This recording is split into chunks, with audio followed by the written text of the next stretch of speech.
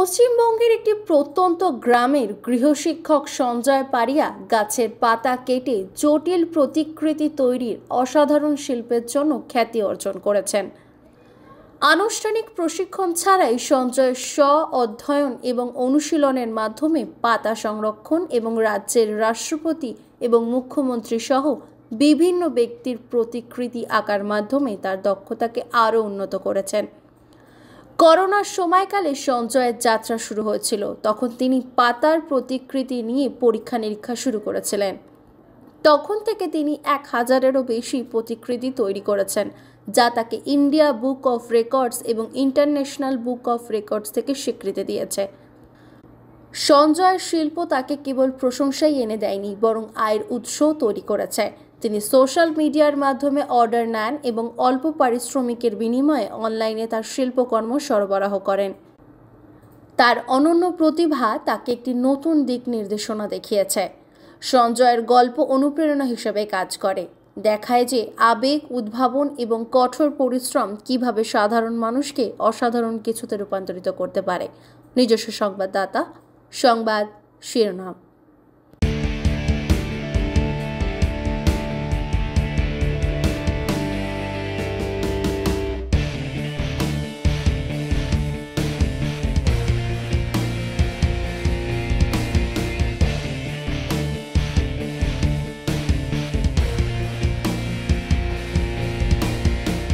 আপনার নাম? সঞ্জয় কুমার পয়রা। আপনি বিভিন্ন ধরনের আর্ট করেন, মূলত কি ধরনের আপনি আর্ট করেন?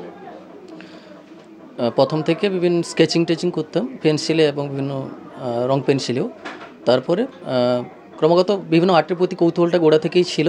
তো মূলত যখন লকডাউন পিরিয়ড চলছিল, ওই পিরিয়ড চলাকালীন আমি 2019 নাগাদ, 19-20 নাগাদ আমি জনৈক শিল্পীর তার পাতার উপরে আর্টটা দেখি। তারপর নিজের থেকে ইচ্ছা প্রকাশ করি। তো তারপরে আমার জার্নি শুরু হয় পত্রশিল্প নিয়ে। বর্তমানে প্রায় 300 মতন আর্ট করতে চলেছি বিভিন্ন মানুষের, দেশ বিদেশের। মনীষী প্রায় সব রকমের, স্বামী বিবেকানন্দ, নেতাজি সুভাষচন্দ্র বসু, বিদ্যাসাগর, রবীন্দ্রনাথ ঠাকুর থেকে শুরু করে মাদার টেরেজা থেকে শুরু করে। আর বর্তমানে বহু বিখ্যাত ব্যক্তিত্বের আমি পোর্ট্রেট করেছি, যদিও সবার নামটা আমার মনে নেই।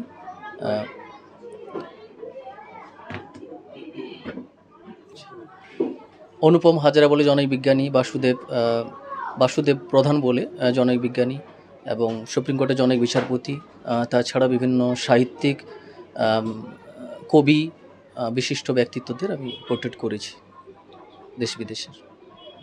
আপনি মূলতভাবে কর্মজীবনে কি করেন? আপনি লিভ আর্টের সাথে সাথে আর কি কাজ করেন? শিল্পকর্মের সাথে সাথে মূলত টিউশন করে থাকি। টিউশনটা যেহেতু আমার পেশা, ইংরেজি বিষয়ে আমি পড়িয়ে থাকি।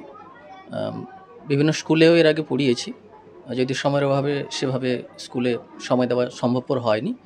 তো বর্তমানে কৃষি কর্ম যেহেতু করতে হয়, গ্রামের ছেলে, আমাকে তো কৃষিকাজের সঙ্গে যুক্ত থাকতেই হবে। তাছাড়াও এই শিল্পকর্মর সাথে সাথে চক, পেন্সিল কার্ভিং এবং মূর্তি গড়া, তাছাড়াও রঙিন আর্ট পেপার দিয়ে বিভিন্ন মানুষের প্রতিকৃতি, এগুলো আমি করে থাকি।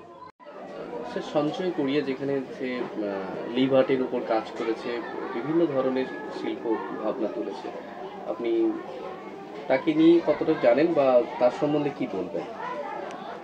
দেখুন, বিগত 2016 সাল থেকে সঞ্জয়ের সঙ্গে পরিচয়, বা উনি খুব চিত্র অঙ্কন করতেন খুব সুন্দর, এবার হাতের লেখাও খুব সুন্দর, যেটা বলেও বোঝানো যাবে না। তারপর ধীরে ধীরে উনি এমন একটা জায়গায় পৌঁছে গেছেন যেখানে এই পাতার মধ্যে চিত্র অঙ্কন করে খ্যাতি অর্জন করেছেন এবং খুব সোশ্যাল ওয়ার্কার হিসেবে কাজ করেন উনি। এবং যেহেতু গ্রামের ছেলে, এবার বিভিন্ন জায়গায় উনি যুক্ত হয়েছেন, বিভিন্ন সংস্থার সঙ্গেও যুক্ত হয়েছেন, যেরকম বিভিন্ন কলেজেও ওনাকে ডাক এসছে কাজ করার জন্য, বা বিভিন্ন সংস্থায় ডাক এসছেন।